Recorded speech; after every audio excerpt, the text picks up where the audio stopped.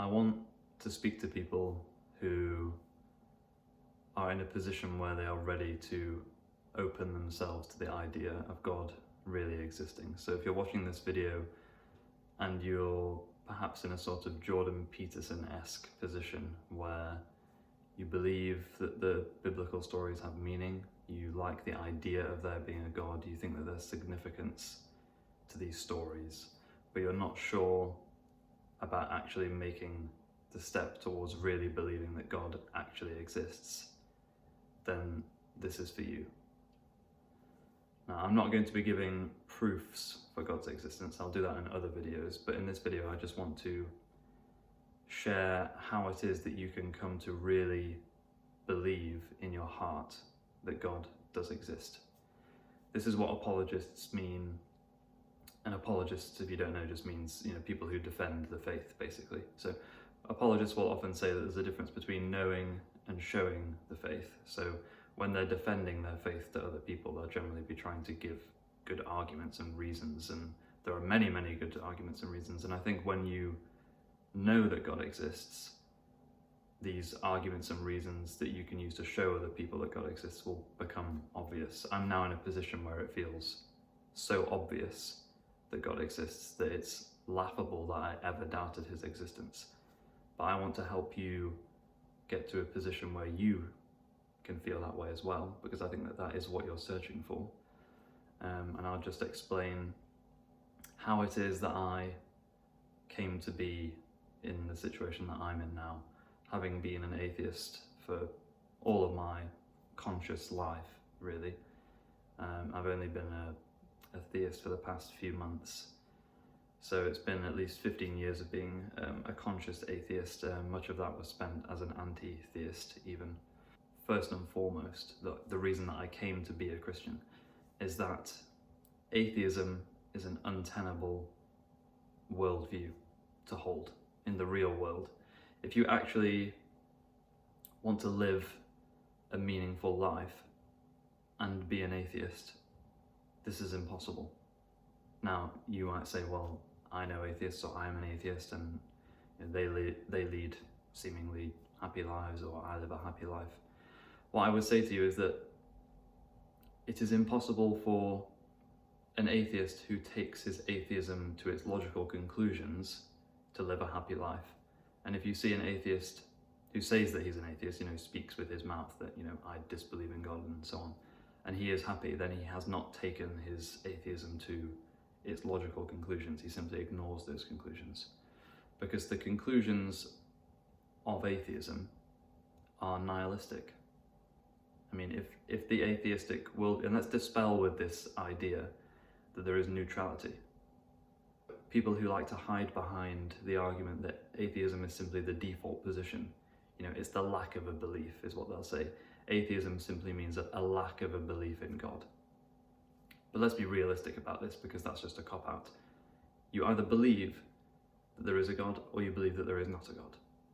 You either believe that life has purpose, that you're here for a reason, that the universe is ordered, that it was created for a reason, or you believe that everything is ultimately, at bottom, pointless. There is no reason for you being here. You're just biological matter. You're just a biological sack. We're all just biological sacks walking around pointlessly on the earth. One day I will die, you will die, everyone you know will die. The likelihood is that you will be forgotten, on atheism this is, you will be forgotten probably within 150 years of your death, at least, right? No one will ever remember that you existed unless you do something, amazing, and you create a legacy for yourself in that way. But the likelihood is that, your life is basically just a blink. You will not be remembered. Everything that you do, if atheism is true and that we really are just matter in motion, everything that you do is without purpose. Your life has no consequence. When you look at catastrophes, or you look at injustices, and you feel this great sense of injustice and this desire for justice in the world, where do you think that comes from? And what right do you have to complain about any moral problems? Where do you even get the word morality from? When you see a mass shooting or an earthquake or some terrible situation in which there is evil or tragedy in the world, and you gasp and you say, this is terrible. Why is it terrible? This is just matter moving around. People on the naturalistic, atheistic worldview, this is just matter colliding with matter. When people shoot other people, when they murder them, this is just matter, a biological sack putting holes in another biological sack. There's no ultimate reason why that's wrong. Why is it wrong? As soon as you use moral terms, you're borrowing from a different worldview. And this is the interesting thing, is that most atheists have two worldviews, and I think everyone has a worldview. And isn't it annoying when you meet someone who declares that they have no worldview? They just say, well, I don't really know, I'm just neutral. I don't really have an opinion. I just don't want to interfere with other people. They can have their worldview, they can live the way they want. I just don't want to oppress them. I don't want to put my views upon them. Well, that is a worldview. It might be an incoherent, contradictory, poorly established worldview, but that is still a worldview. It's like when people say there is no objective truth and everything is subjective. Well, is that true? Is it true that is it true that there are no objective truths? Is it objectively true that there are no objective truths? So ultimately there must be some kind of objective truth, if that could even be true. The point that I'm making here is that to live a consistent life in the real world, you need to actually believe certain things. And it's certainly the case that though an atheist might profess with his mouth that at bottom there is no meaning, like Richard Dawkins says, at bottom there is no purpose. I can't remember the quote exactly. There is no purpose. There's just, pitiless indifference. And I think if you press most atheists, they will come to the conclusion, they will finally admit, there is no objective morality. It's all basically pointless. We've evolved our sense of morality, and we just kind of have to limit human suffering and promote human well-being. Sam Harris would even argue that human well-being is the objective standard of morality, but that's invalid for various other reasons. But let's just come to this realization that atheists might say with their mouth that there is no God, there is no purpose. Ultimately, there is no meaning in the universe. They have a naturalistic, materialistic understanding of reality. That all there is to reality is material, is the naturalistic understanding. But then when you look at how they live their lives, they're constantly borrowing from the religious worldview. Now, the problem with that is that they're borrowing from a poor understanding of the religious worldview because it's subconscious to them, right? They're consciously talking about their atheistic worldview, which they don't actually use to conduct themselves in the real world, because if they did, they would be psychopaths, basically. I mean, if you really lived as if there were no meaning, and we'll talk about that because that is the path that I started to go down, your life will become terrible, you will become nihilistic, you will become depressed, you will become suicidal, you might even become malevolent towards other people. But if you want to live as a relatively, good person, a decent person, a polite person, then you have to borrow from a different worldview. And if that's subconscious, if you don't really believe that God exists, if you don't profess with your mouth that God exists, if you're not conscious about this, then you're borrowing a sort of incomplete understanding. It's not a sophisticated understanding. But if you do follow atheism to its logical conclusions, as I did, as I was just getting to, you will become nihilistic. And I did become nihilistic. And because I was such a strong atheist, and because I was delving into the depths of what atheism entails, which is nihilism, and because I was so stubborn, I did really kind of conclude that, okay, I should now be living my life according to that worldview, according to the atheistic worldview. Because I really did believe that there was no God. There is no meaning. So that's how I started to live. And all I was doing was just self-destructive behavior. Drugs, alcohol, just totally wasting my time. I wouldn't have called myself depressed then, but it's only been recently that I've really come to terms with the fact that I was really quite depressed, perhaps even suicidal. I mean, I thought about suicide many times, remembering it now. I used to live near this train track, near the railway, and trains would go past, and sometimes I would just think about going and killing myself. It was never like, I really planned out exactly how I was going to do it, but I thought, I could go over there right now and I could just kind of kill myself. And it was sort of tempting. It wasn't even exciting, it was just boring. It was like, it wasn't even like a big deal. Because I'm just a biological sack of stuff, matter, and I would just be moving that biological sack in front of another material object that would come and, rearrange my biological sack into pieces that would end my consciousness. That's all I thought was happening. And why is it any more than that? Why would it actually be any different from that? Why would me standing in front of a train and being killed by that train, why would that be a significant event? Really, at bottom. And I think this is where atheism fails, because it's actually everything about our experience of life, if we listen to it, tells us that atheism is false.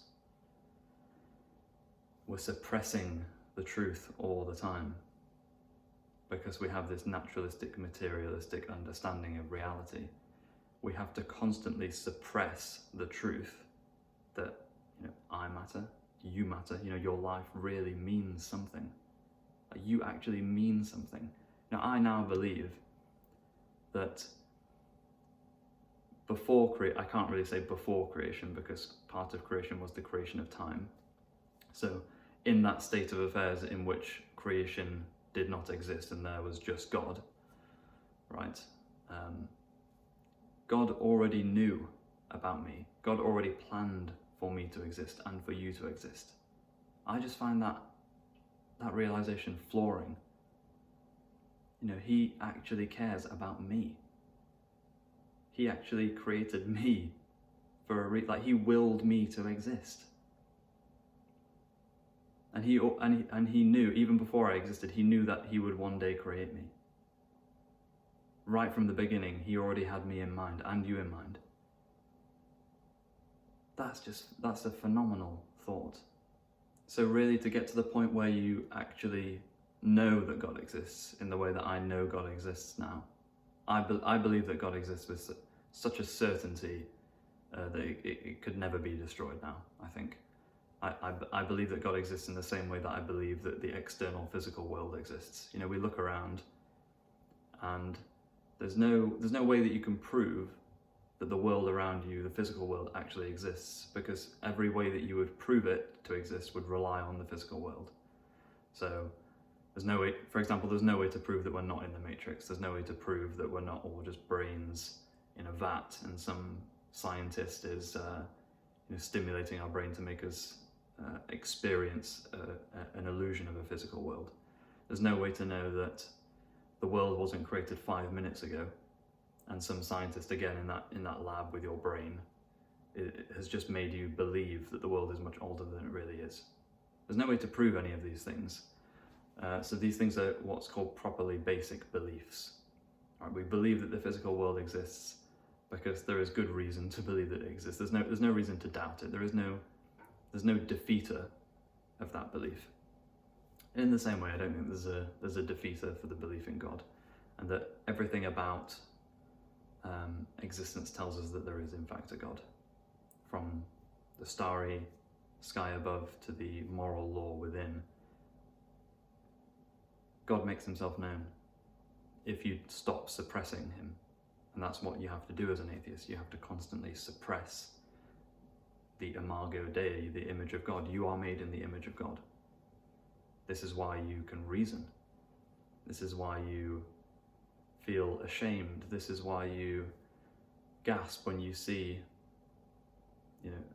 horrendous evil in the world. This is why you have a sense of justice. You desire justice, right? You desire for something that can never really be achieved, right? You know, we have systems of justice in our societies, but they're not perfect, and we know that there will be many times in which people will never really have justice. You know, we desire justice for others. We desire criminals to see justice, but we also should desire justice for ourselves. You know, justice works both ways. And we're searching for something that can't be achieved in life.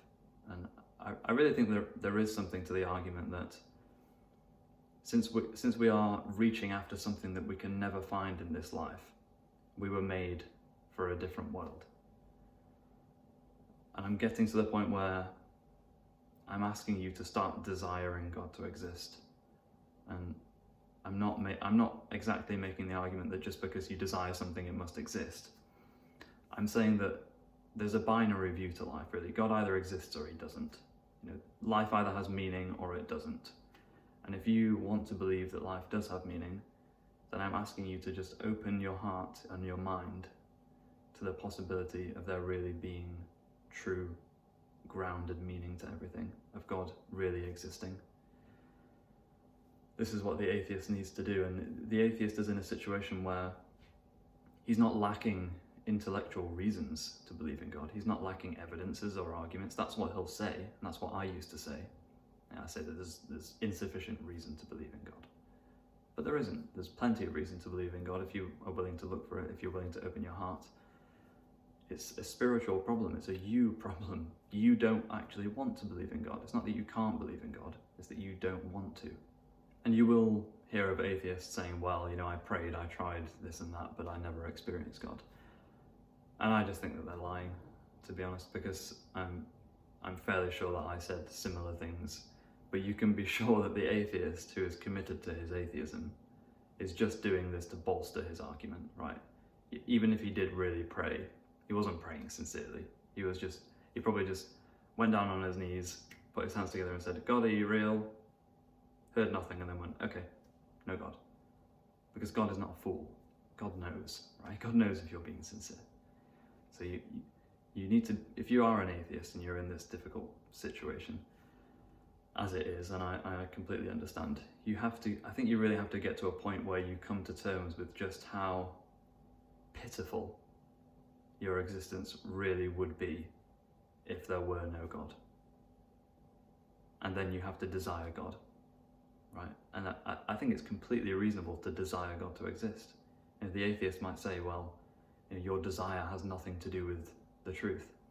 And in this case, I have to disagree. If your life is totally meaningless without God, which it is at bottom, because atheism entails nihilism, then it would be totally reasonable to desire God, right? If my life is going to be meaningless without God, then surely I would desire God to exist, and I do. And in desiring it, you open up your heart, and if you then pray with a humble heart, you will discover the truth of God's existence. That is a promise. That is a promise. If you are sincere about it, you will know God to exist.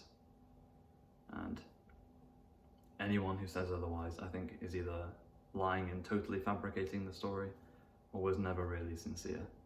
In summary, I would just invite you to not worry about the fine points of like scripture yet. Like atheists will often point out, well, what about this Bible verse? Explain this, explain this, Christian. Just stop worrying about that for the moment. You can come to that later on, and I'm at a position where I can now explain many of these things because I have a stronger theological and biblical understanding. And I'm definitely not saying that you should not think about things. You know, you should just be a blind Christian believing with no reason. I totally reject that. I think that there are many, many good reasons to believe that the Christian God is the real God, and I will make videos on that. But if you're in the position of being an atheist and potentially becoming religious, you know, you don't like the idea really of there being a totally pointless existence and a void of nothingness laid before you. If you don't like that idea, which I can sympathize with that, then come to a position where you actually have an open heart. That's all I would ask you to do. Set aside the fine points of theology and the difficult questions about the Bible and things like that for later. Just pray to God. Just ask God to reveal himself. Think about these questions. Think about the meaningless of life if God doesn't exist. Meditate on these things. And you will find the truth. If you're looking for the truth for long enough with an open heart, you will find God. The fear of God is the beginning of wisdom.